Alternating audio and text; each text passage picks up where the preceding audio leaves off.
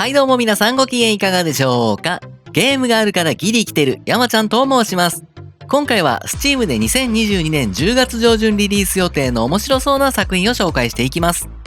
9月の後半になってだいぶ涼しくというより肌寒くなってきましたね。なんだかんだで Steam では10月も面白そうなイベントが開催されます。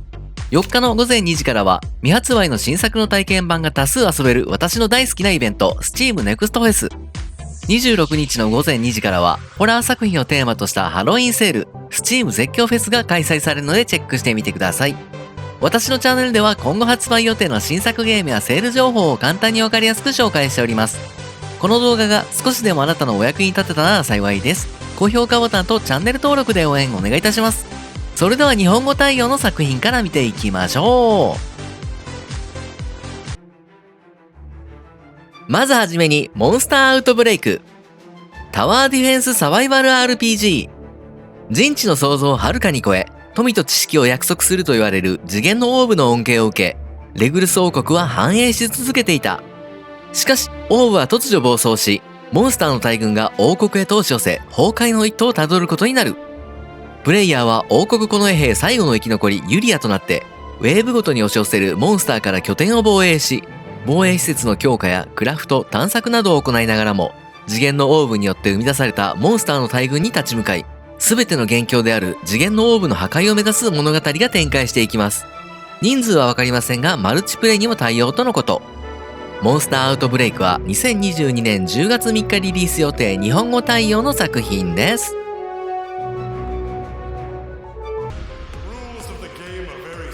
デスバースレッド・イット・ダイ。前作レッド・イット・ダイから数百年後の世界を舞台に繰り広げられるサバイバルバトルアクション。プレイヤーはデスバースと呼ばれる仮想世界内のテレビ番組デスジャンボリーで行われる非人道サバイバルショーの出演者として生き残りをかけ最後の一人になるまで戦い続ける殺戮ゲームに参加します。前作であったようなステージクリア型のシステムではなく、オンライン対戦での最大16人参加型バトルロイヤルシステム。ゲームは番組が用意したウィルソンと呼ばれる戦闘サポートデバイスを1台与えられ、他のプレイヤーの攻撃や番組側が用意した様々な仕掛けをかいくぐり、最後の一人になることが目的です。ド派手なアクションで敵を倒すと番組視聴者からグッドポイントをもらうことができ、グッドポイントをもらうことでプレイヤーのボルテージが上昇し、攻撃力が上がったり、バトル終了時の賞金額に影響していきます。前作のようなパンツ一丁からバルブの塔を上り詰めていくといった世界観やゲームシステムはインパクトがあって好きでしたが、バトロワとなった本作はどうでしょうか。本作は基本無料のゲーム内課金システムになっています。デスバースレッド・イット・ダイは2022年10月5日リリース予定日本語対応の作品です。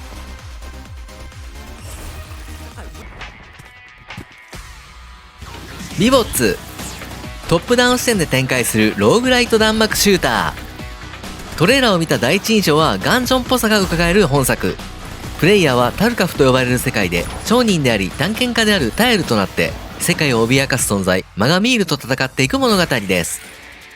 タエルは偶然出会ったビボットにより古代の機械生物の一つに変身する能力を与えられ、2体のキャラクターを切り替えながらモンスターでいっぱいのエリアを探索していくことになります。ゲーム内では様々な武器が登場し、探索や商人から手に入れたチップを使ってカスタマイズすることもでき、異なる効果を組み合わせることによって強力なシナジーを発揮して戦闘を行うことができます。本作もかなりの死にゲーとなっているらしく、死んで経験を積み永久的なパッシブ強化や様々なスキルを取得して少しずつ強くなっていくやり込み要素の多そうな作品。体験版もありますが日本語には対応していません。ビボッツは2022年10月6日リリース予定日本語対応の作品です。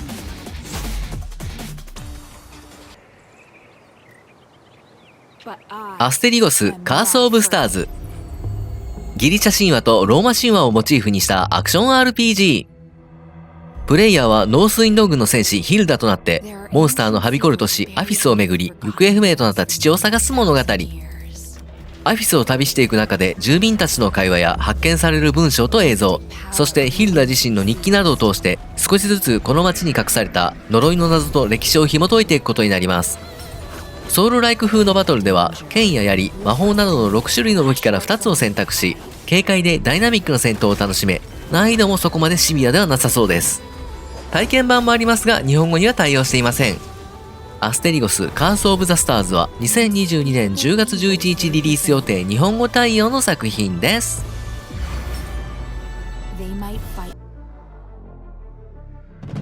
スターデュース、崩壊した宇宙船再建コロニーシム。引き裂かれた宇宙船内に残ったのはコールドスリープされた人間と AI ロボットとドローンのみ。こういった状況下にある崩壊した宇宙船を再建し、ランダムに発生するイベントを乗り越え、宇宙の旅を続けていくシミュレーションです。ゲーム開始直後にはすでに宇宙船は崩壊しており、宇宙空間でも活動し続ける AI ロボットたちに破壊された残骸を資源として回収し、人間の生きていける環境づくりを目指していきます。うまく生命維持が保てる環境を構築できたら、人間をコールドスリープから起こし、彼らと共に未知の領域の探索やさらなるテクノロジーの研究などが行えます。また、本作はストーリー生成 AI によって無数のイベントが発生するシステムとなっており、エイリアンや宇宙海賊の襲来、トレーダーの来訪など、AI がもたらす無限の出来事と出会いを生き抜いていく宇宙船再建コロニーシム。体験版も日本語で遊べるので気になる方はチェックしてみてください。スターデュースは2022年10月13日リリース予定日本語対応の作品です。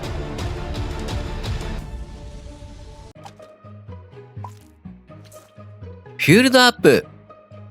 最大4人で楽しめる SF サバイバルアクション。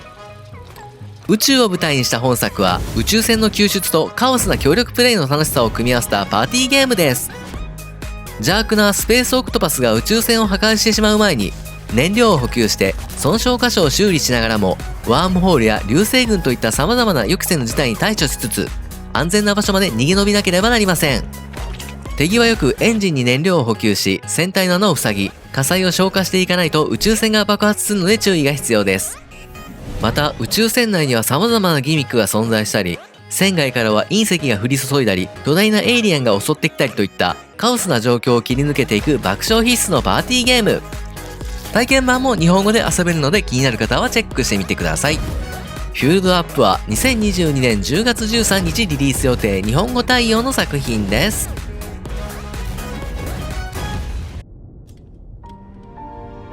トライアングルストラテジー、オクトパストラベラーの開発陣によるタクティクス RPG。物語は枯渇しつつある塩と鉄の資源をめぐり3つの国が争奪戦を繰り広げるノゼリア大陸が舞台。氷と雪に閉ざされたエスフロスト公国、塩の権利を握る宗教国家聖ハイサンド大教国、両国の間にあり交易に長けるグリンブルク王国。うまく均衡を保ってきた三国でしたが、ある事件をきっかけに均衡が崩れ始めます。プレイヤーはグリンブルク王国の名家ウィルフォート家のセレノラとなって三国間の戦乱に巻き込まれていくことになる物語。ゲームはオクトパストラベラーでも採用された HD2D グラフィックで 2D でありながらも最新技術で表現された美しさが特徴。戦闘は高低差のあるタクティカルシミュレーション。見た感じオクトパストラベラーのグラフィックでタクティクス動画をやる印象です。本作は3月にスイッチからもリリースされている作品。トライアングルストラテジーは2022年10月14日リリース予定日本語対応の作品です。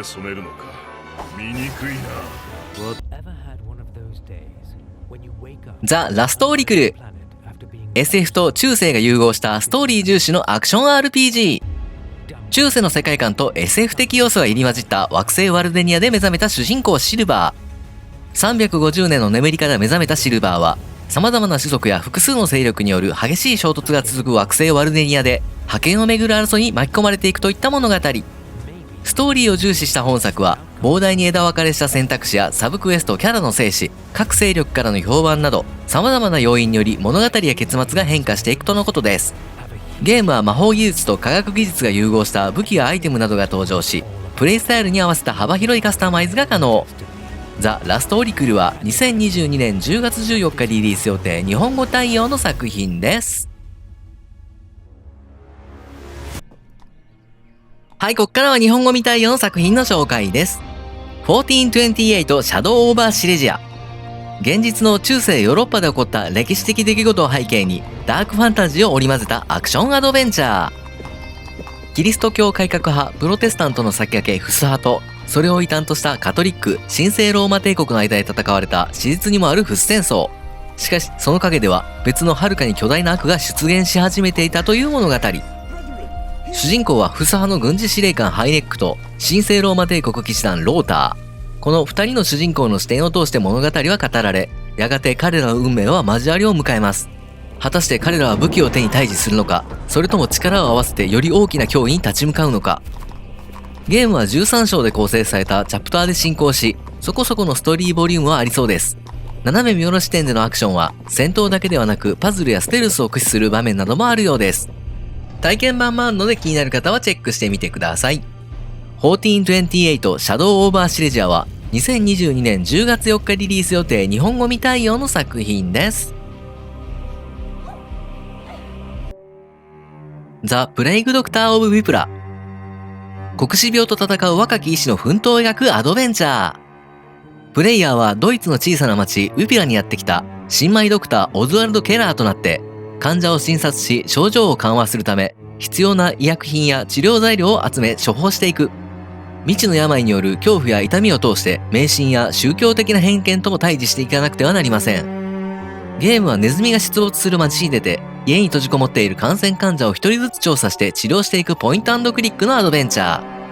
疫病の原因を突き止め恐怖から生き残り歴史を塗り替えるのか、あるいは試練に耐えて死ぬのか、結末は複数用意されたマルチエンディングシステムとなっています。ザ・プレイグ・ドクター・オブ・ウィプラは2022年10月5日リリース予定日本語未対応の作品です。プリーストシミュレーター。司祭を体験できるシミュレーター。現実と非現実を兼ね備えた世界観で描かれる本作。プレイヤーは司祭として様々な行動を行うことができ、村の司祭となって教会の管理運営、信者への説法といった日常的な活動から、神聖な力を使った悪魔払いやカルト教団との抗争などオカルト的要素を含んだ一人称のオープンワールドシミュレーターです。ゲームは100以上あるミッションをこなし、お布施を集め、信者を増やし、教会のアップグレードや墓地の建設をしたりと一般的な業務をこなす一方で、泥酔しながら説法を行ったり、懺悔に来た女性の裸を妄想してみたりと、崩し祭的な遊び方も可能。ですが評判には注意が必要。甘い汁をすすれる司祭の後釜は常に狙われています。体験版もあるので気になる方はチェックしてみてください。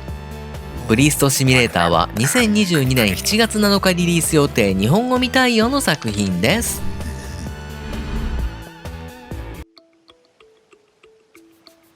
コーラルアイランド。トロピカルな島でスローライフシム。プレイヤーは南国テイストなコーラルアイランドに移住してきた新たな住人となって農業、飼育、探検、町の住人との交流などを行い、スローライフな生活を楽しんでいきます。舞台となる島コーラルアイランドは7つのエリアで構成され、何を建築し、何を育て、どの動物の世話をするかはプレイヤー次第。栽培できる作物は70種類以上と豊富に用意されています。季節の移り変わりに応じて物語も変化していき、季節ごとにお祭りが開催されたり、50人を超えるキャラクターたちとの出会いや交流、さらに猫や犬はもちろん猿や狐などもペットにできるということです。また島には女神や人魚といった神秘的な伝説が残っていたり、石油採掘を目論む企業がいたりと盛りだくさんな展開が待っているようです。タイトルにもあるようにサンゴ礁を復活させ、島を美しく楽園のような場所へと変化させるといった環境問題にもスポットが当てられ制作されているとのことです。コーラルアイランドは2022年10月11日リリース予定日本語未対応の作品です。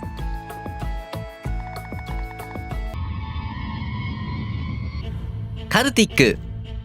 カルト教団と戦うレトロ風 FPS。警察官であるプレイヤーは謎のカルト教団が関わっているとされる殺人事件を調査しているうちに殺されるも、死体の山の中から蘇り自身を殺したカルト教団に復讐するオールドスクール風シューティング。戦闘は従来通りに撃って走ってジャンプしてといったアクションから、トラップを仕掛けたり敵同士を誘導し互いに攻撃させたりと戦闘方法はプレイヤー次第。ブラウンとグレーの落ち着いた色味で表現されたローポリ風グラフィックでありながらも、最新の物理演算やライティングを搭載しているとのことです。体験版もあるので気になる方はチェックしてみてください。カルティックは2022年10月13日リリース予定日本語未対応の作品です。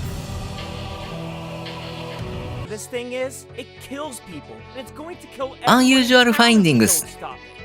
80年代レトロテイスト SF 青春アドベンチャー。80年代のアメリカ風な田舎町で起こる SF 要素を盛り込んだポイント&クリックのアドベンチャーです。クリスマスが間近に迫ったある日、10代の少年ビニー、ニック、トニーは手に入れた信号解読機を使って有料のアダルトチャンネルを見ようとしていたが、受信した信号は不時着した宇宙船からの遭難信号だった。ここから事態は思わぬ方向へと進み始めるといった物語です。エイリアンの脅威が迫る中、3人の少年は故郷の街を守るため街中を走り回ります。ゲームはポイント&クリックと見る、掴む、離すといったコマンドアクションを使い物語を進めていくレトロ感のあるシステムが特徴。 SF と青春ストーリーが展開する古き良きアドベンチャー。体験版もあるので気になる方はチェックしてみてください。Unusual Findings は2022年10月13日リリース予定日本語未対応の作品です。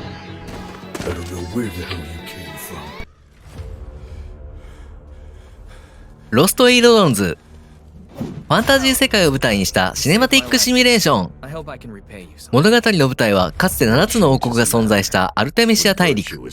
しかし重複者ルディビクタスが世界に火を放ったことにより帝国に支配されてしまう。かつて栄華を極めた海辺に輝く王国ベネリオも腐敗した帝国の一部となり、プレイヤーはベネリオにあるロレッタ村の傭兵長エデンとなって仲間と共に帝国兵やモンスターとの戦いに身を投じていくことになる物語。ゲームはマスメイドのオーソドックスな単性シミュレーション。壮大な物語が展開するとともに10種類のクラスからなる20種類以上のキャラクターの登場。新しいスキルやアビリティの取得、キャラクターの育成や上位転職、装備品の購入など、例えるならリアル版ファイアーエムブレムといったところでしょうか。ロストエイドロンズは2022年10月13日リリース予定日本語未対応の作品です。はい、今回は Steam で2022年10月上旬リリース予定の面白そうな作品を紹介しました。10月下旬も面白そうな作品が続々と登場するのでお見逃しのないようにしてください。10月は Steam Next Fest やハロウィンセール、Steam 絶叫フェスなどイベントがあるのでチェックしてみてください。私のチャンネルでは今後発売予定の新作ゲームやセール情報を簡単にわかりやすく紹介しております。この動画が少しでもあなたのお役に立てたなら幸いです。高評価ボタンとチャンネル登録で応援お願いいたします。本日もご視聴ありがとうございました。皆様明日も良い一日でありますように次の動画でお会いしましょう。さようなら。バイバイ。